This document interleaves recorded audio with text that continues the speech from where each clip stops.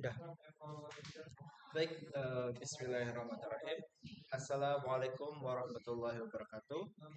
Jadi, pada kesempatan kali ini kita akan menjelaskan melalui presentasi mengenai inovasi kontrak farming berbasis IoT sebagai solusi untuk optimalisasi produksi pertanian dan kesejahteraan petani.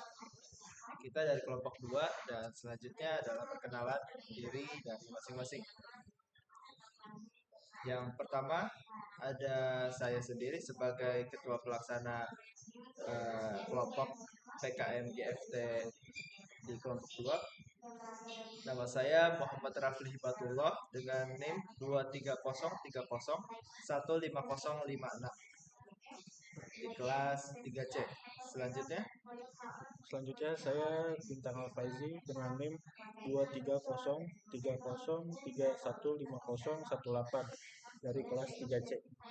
Dan selanjutnya yaitu dengan saya sendiri Haidar Huari dengan NIM 23030150091 di kelas 3C. Selanjutnya saya Risma Maulani Iskandar dengan NIM 23030151127 dari kelas 3C. baik, selanjutnya kita langsung masuk ke inti dari presentasinya, dimulai dari pendahuluan yang berisi dari latar belakang. Fluktuasi harga yang sering menjadi permasalahan utama dalam bidang agrari yang ada di Indonesia menjadi permasalahan utama dan juga alasan kenapa generasi terkini tidak banyak menggemari profesi sebagai petani dan membuat regenerasi profesi sebagai petani ini mulai terancam karena memungkinkan generasi yang mendatang tidak mau menjadi petani. Maka dengan itu diperlukan sistem yang dapat menstabilkan harga yang akan didapat kepada petani dan menjamin pembelian dari produk agrari yang dihasilkan. Dengan hal itu, hadirlah kontrak farming sebagai solusi yang menjawab semua pertanyaan yang ada dengan adanya sistem kontrak farming yang mengadopsi sistem kesepakatan antara petani dan perusahaan atau bahkan pemerintah sehingga eh, stabilisasi harga itu terjamin dan juga standarisasi produksinya juga terjamin sehingga kesejahteraan petani juga dapat eh, dipertahankan di situ. Lalu selanjutnya itu ada rumusan masalah dari permasalahan yang kita coba bawa di presentasi ini. Yang pertama adalah sistem kontrak farming yang masih kurang banyak diketahui. Hal ini diimbaskan dari kurangnya pengabdusian, kurangnya pengadopsian sistem kontrak farming di ranah pemerintah sehingga banyak petani atau bahkan masyarakat lain yang tidak tahu di sistem kontrak farming ini. Dan juga yang kedua itu ketidakpastian dalam produksi dan ketetapan harga pasar kepada petani. Seperti yang tadi sudah dijelaskan di latar belakang, ini yang membuat generasi terkini tidak mau atau bahkan tidak banyak ingin menjadi petani. Padahal kalau lihat dari di luar negeri itu profesi petani lumayan banyak diminati. Nah, itu sistem yang coba kita perbaikin dari masalah ini dengan kontrak farming. Lalu yang ketiga ada kurangnya pelatihan memadai mengenai teknologi sehingga menjadi kurang optimal.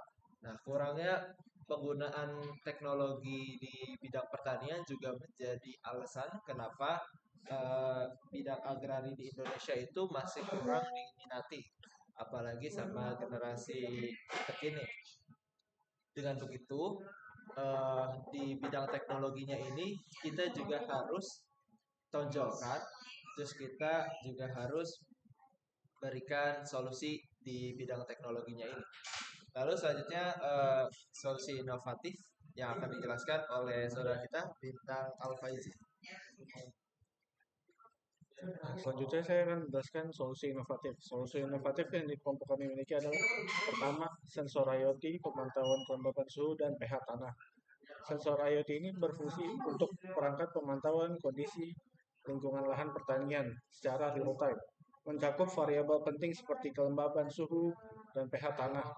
Data yang diperoleh dari sensor ini memberikan informasi yang akurat mengenai kebutuhan spesifik tanaman pada waktu tertentu. Nah, solusi keduanya adalah sistem peringatan dini untuk mendeteksi hama dan penyakit. Sistem peringatan ini berbasis IoT mampu mendeteksi tanda-tanda awal hama atau penyakit tanaman melalui pertumbuhan yang tidak normal. Sensor ini akan dipasang dan memonitor kondisi lahan, identifikasi dan indikasi potensi serangan hama. Jika ada tanda yang mencurigakan, sistem ini mengirimkan notifikasi kepada petani melalui aplikasi perangkat mereka. Nah, solusi ketiga adalah otomasi sumber daya, penggunaan air dan pupuk yang efisien. Teknologi otomasi dalam sistem IoT ini memungkinkan penggunaan air dan pupuk yang lebih efisien. Berdasarkan data dari sensor tanah, misalnya sistem akan otomatis menyiram atau memberikan pupuk hanya ketika data menunjukkan bahwa tanaman membutuhkannya, menghindari pemborosan dan penggunaan bahan yang berlebihan. Nah, selanjutnya ada tujuan dari inovasinya nih. Tujuannya itu adalah pertama, mengembangkan sistem kontrol farming berbasis IoT untuk pertanian. Kedua, meningkatkan produktivitas dengan jaminan pendapatan hasil yang lebih stabil. Ketiga, mendorong praktik pertanian berkelanjutan. Nah, selanjutnya akan dibacakan oleh saudara kami, Haidar. Dan di sini saya akan menyampaikan tentang kolaborasi. Nah, yang kolaborasi yang pertama yaitu pemerintah. Nah, pemerintah ini memainkan peran penting dalam mendukung keberhasilan sistem kontrak farming berbasis IoT melalui regulasi untuk mendukung adopsi teknologi di sektor pertanian. Kebijakan pemerintah yang mendukung dan menyediakan dana pembiayaan untuk program pelatihan dan penyuluhan kepada petani agar siap mengoperasikan teknologi baru. Nah, kolaborasi yang kedua yaitu dari agroindustri. Nah, peran industri agribisnis adalah memberikan akses pasar bagi hasil panen petani yang menggunakan sistem kontrak farming. Industri ini dapat memastikan adanya permintaan tetap dan harga yang stabil, sehingga petani merasa lebih aman dalam berinvestasi pada teknologi IoT untuk meningkatkan produktivitas. Nah, kolaborasi yang ketiga ini yaitu penyediaan teknologi. Penyedia teknologi IoT bertanggung jawab dalam instalasi dan pemeliharaan perangkat di lahan pertanian, memastikan bahwa sistem bekerja dengan optimal sepanjang musim tanam. Mereka menyediakan perangkat seperti sensor tanah, kamera, atau alat otomatisasi yang memantau kondisi lahan secara real time.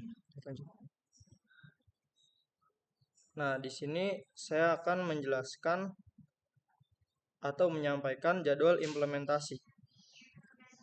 Oke, jadwal implementasi tahun yang pertama yaitu dengan durasi 12 bulan. Kami fokus melakukan penelitian kelayakan, temukan apa yang diperlukan untuk perangkat IoT, dan menentukan wilayah target dan terlihat dalam kolaborasi dengan pemerintah koperasi penyedia teknologi, bank, dan lembaga pelatihan. Pada saat ini juga dikembangkan kurikulum pelatihan petani dan aplikasi pemantauan.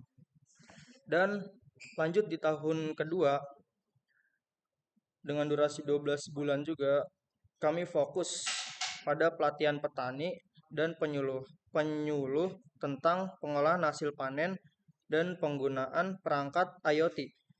Implementasi awal dalam bentuk proyek percontohan dan mencakup pemasangan perangkat IoT di lahan pertanian. Lalu kita melakukan pemantauan hasil, evaluasi, dan penyesuaian teknis akan dilakukan secara proses ini. Dan pada tahun ketiga, yaitu kami melakukan peluasan implementasi dan peningkatan efisiensi dalam 12 bulan. Dan di sini, di tahun ketiga ini, kami fokus setelah pilot proyek menunjukkan hasil yang positif, program akan diberikan kepada petani lain di daerah tersebut. Selain itu, ada rencana pembiayaan berbasis hasil untuk mendukung pembelian perangkat IoT dan modul. Pelatihan dirancang untuk didistribusikan secara nasional sebagai pedoman terbaik untuk praktik. Oke.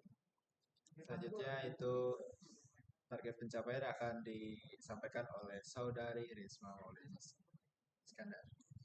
Oke. Silakan. Selanjutnya saya akan menyampaikan target pencapaian. Yang pertama, target pencapaiannya adalah meningkatkan produktivitas dan efisiensi. Diharapkan dapat tercapai penggunaan teknologi yang mendukung. Dengan sistem yang terintegrasi, para petani dapat memanfaatkan sumber daya secara lebih optimal, sehingga hasil pertanian meningkat secara signifikan baik dari segi jumlah maupun kualitas. Yang kedua, target pencapaian stabilitas keuangan petani dan transparansi harga menjadi fokus utama dalam upaya mengurangi ketidakpastian yang sering dihadapi oleh petani. Dengan adanya kontrak yang jelas antara petani dan mitra bisnis, pendapatan petani dapat lebih stabil dan harga produk pertanian menjadi lebih transparan. Yang ketiga, ada target pencapaian adopsi teknologi oleh petani. Untuk masa depan pertanian yang akan mempercepat transformasi pada sektor pertanian untuk menuju pendekatan yang lebih modern dan berkelanjutan dengan penggunaan teknologi terkini untuk meningkatkan efisiensi dan efektivitas dalam proses pertanian. Inovasi kontrak farming yang terintegrasi dengan IoT ini diharapkan dapat meningkatkan produktivitas dan efisiensi dalam kegiatan pertanian yang akan mengoptimalkan hasil pertanian dan mengurangi pemborosan sumber daya, dan juga diharapkan dapat memberikan kepastian pendapatan petani dan menciptakan stabilisasi keuangan bagi petani. Selanjutnya, kesimpulan yang dapat diambil dari judul ini adalah keseluruhan rangkaian PKM DFT ini bertujuan untuk menciptakan sistem pertanian yang lebih modern, efisien, dan berkelanjutan dengan memastikan kesejahteraan petani melalui stabilitas ekonomi dan transparansi harga. Melalui teknologi dan pendekatan sistem kontrak, diharapkan pertanian Indonesia dapat menuju masa depan yang lebih produktif dan berdaya saing tinggi. Baik, jadi itu dia presentasi mengenai kontrak farming dari kelompok 2. Kalau begitu kita tutup saja setelah penyampaian materi tadi. Semoga dapat bermanfaat buat kita semua dan ini bisa menjadi solusi untuk generasi terkini dapat tertarik kembali di bidang pertanian. Kalau begitu kita tutup dengan pantun. Pergi jalan kaki terus nginjak beling, kakinya luka muncul pendarahan. Segitu saja presentasi soal kontrak farming. Kami mohon maaf jika terjadi kesalahan. Kalau begitu, billahi taufiq wal hidayah. Wassalamualaikum warahmatullahi Warahmatullahi wabarakatuh. Wabarakatuh.